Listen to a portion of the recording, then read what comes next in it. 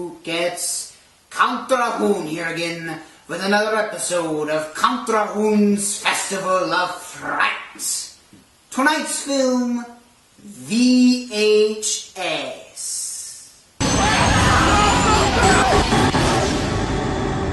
Now, before I begin tonight's review, there is something that I need to introduce to the younger portion of our audience.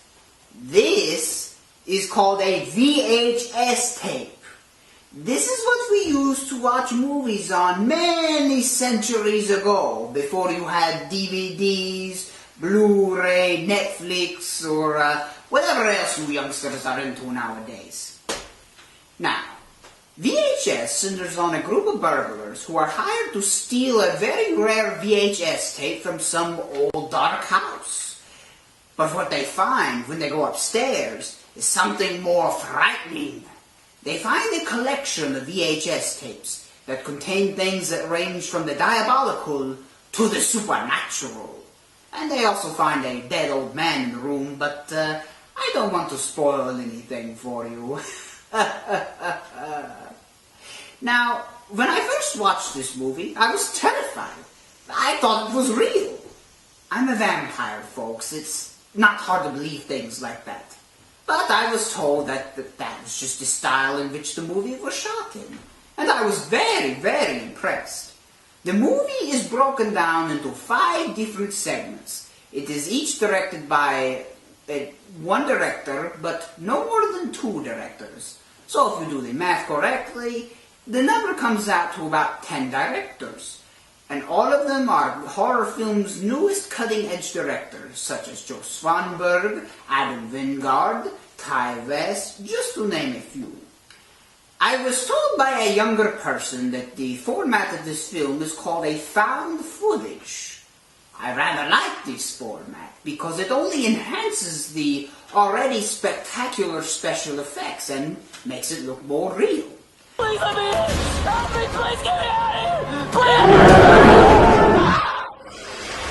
My favorite segments in this movie were Amateur Night, which was about a group of young men who were murdered by some sort of harpy lady.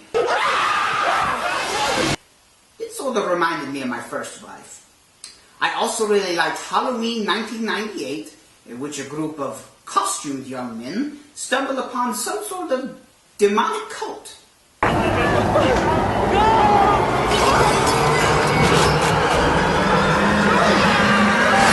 On Halloween night in 1998.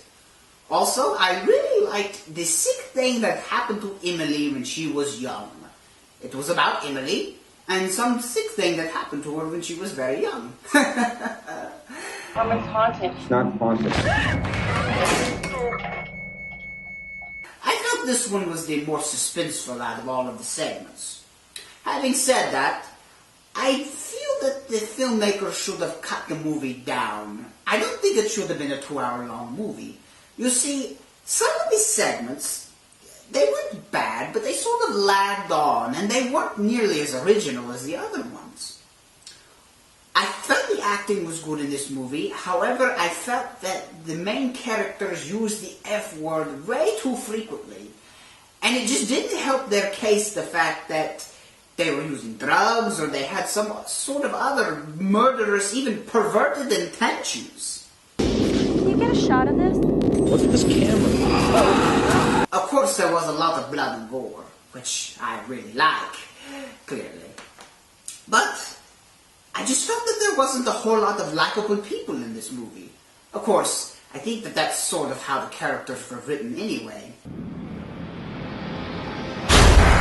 I just felt like they should have cut down on the nudity and the drug use, because those things were way overused back in horror movies of the 1990s and the 2000s.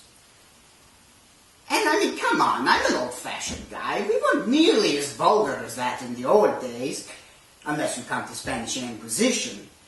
Still, I thought this was a very good horror film, very cutting edge. No pun intended, of course. I highly recommend this movie to mature horror film audiences. No sneaking around on this one, kids. Well, that's all the time that I have. Be sure to join me next week when we go back in time and review a classic called Suspiria. Until then, remember, as far as things go when things go bump in the night, there are such things.